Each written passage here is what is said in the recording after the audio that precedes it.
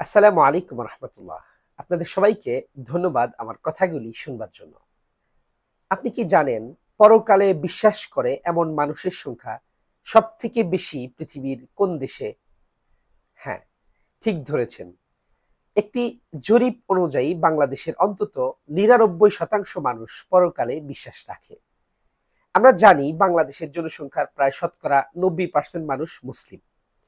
এছাড়াও যারা হিন্দু বা অন্য ধর্মের রয়েছেন তারাও মৃত্যুর পরের জীবন সম্পর্কে একটা বিশ্বাস রাখেন। আর পরকালে বিশ্বাস রাখার অর্থ হলো দুনিয়ার কৃতকর্মের ফল মৃত্যুর পরে ভোগ করতে হবে, এটা বিশ্বাস করা। অন্যদের কথা বাদ থাকুক, আমরা যেহেতু মুসলিমরা যদি এই বিশ্বাস রেখে থাকি, আমাদের কাজের মধ্যে অবশ্যই তার প্রভাব পড়ার কথা। অথচ বাস্তবে কিন্তু এর বিপরীত চিত্রই আমরা দেখতে পাই। আমরা আসলে প্রকৃত অর্থে কতটুকু মুসলিম? আসুন এই হিসাবটি একটু মিলিয়ে দেখি। একজন মুসলিম হিসেবে এমন আবশ্যকীয় ৫টি গুণ সম্পর্কে আমি এখানে দেখানোর চেষ্টা করব, যেই গুণগুলো একজন মুসলিম হিসাবে আমাদের জন্য, আমাদের প্রত্যেকের মধ্যে থাকা আবশ্যিক। কিন্তু আমাদের অবস্থাটি সেখানে কি? তো এই ৫টি গুণের মধ্যে প্রথমেই যে গুণটির কথা বলবো সেটি হলো যে বিশুদ্ধ ঈমান। একজন মুসলমানের জন্য আবশ্যকীয় হচ্ছে বিশুদ্ধ ঈমান। ঈমান এর সঠিক বা এর সরল বাংলা বলতে হবে যে বিশ্বাস, বিশুদ্ধ বিশ্বাস। অর্থাৎ আল্লাহ তাআলা এবং শেষ নবী মুহাম্মদুর রাসূলুল্লাহর প্রতি বিশেষভাবে বিশ্বাস রাখতে হবে। এছাড়াও ঈমানের অন্যান্য শাখা রয়েছে। তবে এই দুইটিকে মূল বললে আমার মনে হয় ভুল বলা হবে না। যেমন একটি হাদিসে রাসূল সাল্লাল্লাহু আলাইহি ওয়াসাল্লাম বলেছেন, যে ব্যক্তি অন্তর দিয়ে সাক্ষ্য দেয় যে আল্লাহ ছাড়া কোনো মাবুদ নেই এবং আমি আল্লাহর রাসূল, অর্থাৎ মুহাম্মদ সাল্লাল্লাহু আলাইহি ওয়াসাল্লাম আল্লাহ তাআলার রাসূল, তাহলে নবী আলাইহিস সালাতু ওয়াসসালাম বলছেন সে জান্নাতে প্রবেশ করবে। তো এভাবে এর সাথে আনুষঙ্গিক আরো অনেক বিষয় রয়েছেন, যেমন পূর্ববর্তী যে সমস্ত নবী রাসূল গত হয়েছেন তারা সত্য ছিলেন এবং পূর্ববর্তী কিতাবগুলোর প্রতি বিশ্বাস রাখা। এই ধরনের আরো অনেক বিষয় রয়েছে, সেগুলোর প্রতি একজন মুসলমানের পূর্ণ বিশ্বাস থাকা, এটা হচ্ছে বিশুদ্ধ ঈমান। এবং ঈমানের বিপরীত শক্তি বা বিপরীত হচ্ছে, প্রতিপক্ষ হচ্ছে শিরক। যে ব্যক্তির মধ্যে শিরক থাকে তার মধ্যে ঈমান থাকে না। ঈমান আর শিরক হচ্ছে বিপরীত বিষয়। কিন্তু আমরা যদি লক্ষ্য করি যে আমাদের দেশে আমরা মুসলিমরা, আমরা ৯০% মুসলমান, আমরা এটা গর্ব করি, কিন্তু বিপরীতে কত পার্সেন্ট মানুষের মধ্যে এই শিরকের প্রবণতা লক্ষ্য করা যায়। শিরকি কথাবার্তা এবং শিরকি কাজের মাধ্যমে আমাদের মধ্যে কত পার্সেন্ট মানুষ আসলে বিশুদ্ধ ঈমানের অধিকারী, এটি কিন্তু মারাত্মক দুশ্চিন্তার বিষয়।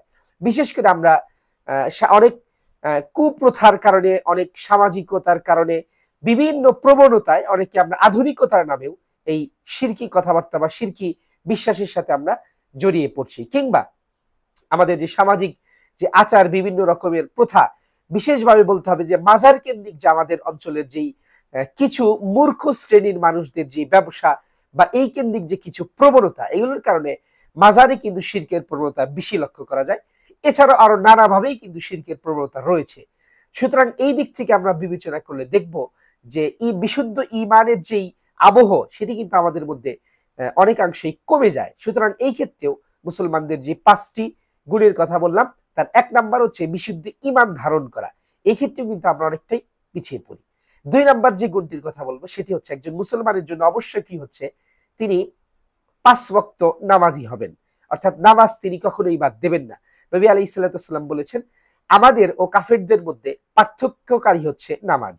অর্থাৎ কোন ব্যক্তি নামাজ না পড়লে তাকে সরাসরি কাফের বলেননি, তবে তিনি অস্বীকার করলে, নামাজকে অস্বীকার করলে কাফের হবেন। এবং নামাজ যদি নিয়মিতভাবে তিনি না পড়েন সেক্ষেত্রে অবশ্যই তিনি অত্যন্ত বড় গুনাহগার। এমন ভাবে ধমকির সাথে আল্লাহ রাসূল বলেছেন যে তিনি তা মুসলমানের সাথে কাফেরদের পার্থক্যকারী হচ্ছে নামাজ। সুতরাং নামাজ অবশ্যই একটি গুরুত্বপূর্ণ ইবাদত। তো আমাদের এই বাংলাদেশের যে ৯০% মানুষ যে আমরা বলি মুসলিম, আমরা আসলে কত পার্সেন্ট মানুষ নামাজ পড়ি? একটি জরিপ মতে বাংলাদেশের শতকরা ৯০% মুসলমান নামাজ আদায় করে। অর্থাৎ ১০০ জনের মধ্যে ৯০ জন মুসলমান, তারা নিজেদেরকে মুসলিম দাবি করে, তাদের নাম মুসলিম, তারা হয়তো নিজেদেরকে মুসলিম বলে, কিন্তু নামাজ ৯০ জন পড়েন না, মাত্র ১০ জন মানুষ নামাজ পড়েন। এই হচ্ছে আমাদের নামাজের অবস্থা। এছাড়াও নামাজ আদায় করা প্রসঙ্গে নবী আলাইহিস সালাতু ওয়াসসালাম বলেছেন নিশ্চয়ই নামাজ অশ্লীলতা এবং মন্দ কাজ থেকে মানুষকে বিরত রাখে। অথচ আমাদের মধ্যে অশ্লীলতার যে বিস্তার ঘটেছে ব্যাপক আকারে, পর্নোগ্রাফি বলি কিংবা বিভিন্নভাবে সমাজে গান বাদ্য বিনোদন মাধ্যমের নামে যেভাবে অশ্লীলতার ছয়লাভ আমাদের সমাজে আমাদের দেশে হয়েছে এবং হচ্ছে, এর থেকে কিন্তু আমরা এর নামাজের যেই বিপরীত চিত্র এটি কিন্তু আমরা পরিলক্ষিত করছি। সুতরাং যেই একজন মুসলমানের জন্য যে দুই নাম্বার গুণ বললাম যে নামাজি হওয়া, এক্ষেত্রেও কিন্তু আমরা এই বাংলাদেশের মুসলিমরা অনেকাংশেই পিছিয়ে পড়েছি। একজন মুসলিমের জন্য যে 5টি অত্যন্ত আবশ্যকীয় গুণাবলী, তার মধ্যে তৃতীয় নাম্বারে হচ্ছে সততা এবং আমানতদারিতা। নবী আলাইহিস সালাতু ওয়াস সালাম বলেছেন, যার মধ্যে আমানতদারি নেই তার যেন ঈমান নেই। সুতরাং বোঝা গেল যে একজন মুসলিম হবেন সৎ এবং আমানতদার।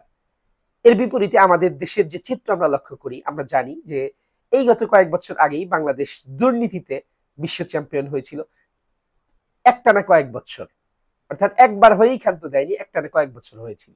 এবং পরবর্তী কয়েক বছর যদিও চ্যাম্পিয়ন হয়নি, তবে টপ 10-এর মধ্যেই ছিল কিংবা আশেপাশেই ছিল, 10-12-র মধ্যেই সারা পৃথিবীর যে প্রায় 250 বা 300টি রাষ্ট্র, এগুলোর মধ্যে দুর্নীতিতে সেরা 10, 12, 15-এর মধ্যেই ছিল বা আছে স্বাধীনতার পর থেকে।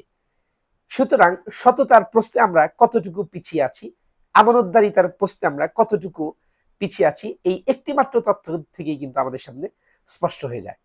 এক্ষেত্রেও আমরা অনেকটাই পিছিয়ে। একজন মুসলিমের জন্য আরেকটি অত্যন্ত আবশ্যকীয় গুণ হচ্ছে উত্তম চরিত্র। নবী আলাইহিস সালাতু ওয়াস সালাম বলেন, তোমাদের মধ্যে সেই ব্যক্তি উত্তম যার চরিত্র উত্তম।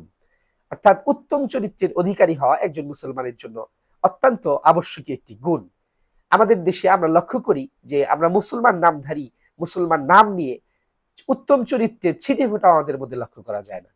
উত্তম চরিত্রের পদস্খলনের পরেই কিন্তু আসে হচ্ছে সেই সমাজের যেই অন্যান্য যে বড় ধরনের অপরাধ, হত্যা, গুম কিংবা বিভিন্ন রকমের যে অপরাধগুলো, এটি আমাদের সমাজে কি পরিমাণ হয়। গত কয়েকদিন আগে প্রথম আলোর একটি প্রতিবেদন পড়েছিলাম যে আমাদের বাংলাদেশে বছরে গত কয়েক বছর যাবত প্রায় 3000 খুনের ঘটনা হয় বা ঘটেছে। গত কয়েক বছরে জরিপ অনুযায়ী এক বছরে 3 থেকে 3500 খুন বা হত্যার ঘটনা ঘটে।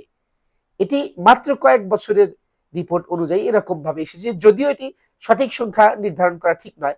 তবে 3000-ও যদি আমি এভারেজ হিসাবে সংখ্যাটি নিয়ে থাকি, সেক্ষেত্রে প্রতিদিনের হিসাবে হত্যার ঘটনা এখানে 7 থেকে 8টি হত্যার ঘটনা আমাদের দেশে ঘটে। আমাদের চারিত্রিক অবস্থা কোন জায়গায় গিয়ে ঠেকেছে এই একটি তথ্য থেকে স্পষ্ট হয়ে ওঠে। মুসলমানদের জন্য আরেকটি অত্যাবশ্যকীয় গুণ হচ্ছে ধৈর্য এবং কৃতজ্ঞতা পরায়ণতা। মহান আল্লাহ তাআলা পবিত্র কোরআনের মধ্যে বলেছেন, নিশ্চয়ই ধৈর্য ধারণকারীদের প্রতিদান দেওয়া হবে সীমাহীন ভাবে। এবং অবশ্যই আমরা জানি যে আমরা জাতি হিসাবে বাঙালিরা কতটা অধৈর্য এবং আমাদের মধ্যে অতি উৎসাহ কিংবা আমরা যে কোনো একটি সিদ্ধান্তে কত দ্রুত পৌঁছে যাই, এই প্রবণতা আমাদের মধ্যে কত বেশি। আর অকৃতজ্ঞতার কথা না হয় নাই বা বললাম, এটি তো আমাদের সমাজে প্রচলিত অর্থেই আমরা বলে থাকি যে কেউ যখন ভালো করে তখন আমাদের সোসাইটি, আমাদের সমাজ তাকে টেনে কিভাবে নিচে নেওয়া হবে এই চেষ্টায় সবাই লেগে পড়ে। যিনি দেশের জন্য সমাজের জন্য উপকারী তার পেছনে মানুষ কিভাবে লেগে যায়। এই জন্য এই বিষয়গুলোর থেকে আমাদের সতর্কতা হবে। সর্বোপরি কথা হচ্ছে যে একজন উত্তম মুসলিম হিসাবে, একজন আদর্শ মুসলিম হিসাবে এই যে গুণাবলীগুলো, এগুলো যদি আমরা ধারণ করতে পারি, সেক্ষেত্রে একজন নাগরিক হিসাবেও আমরা একজন আদর্শ নাগরিক হতে পারবো। এই জন্য আমাদের প্রত্যেকেরই উচিত নিজের ব্যক্তিকেন্দ্রিক, ব্যক্তির দোষ এবং ব্যক্তির গুণগুলো নিয়ে ভাবা এবং সেই অনুযায়ী আমাদের নিজের জীবনকে গঠন করা।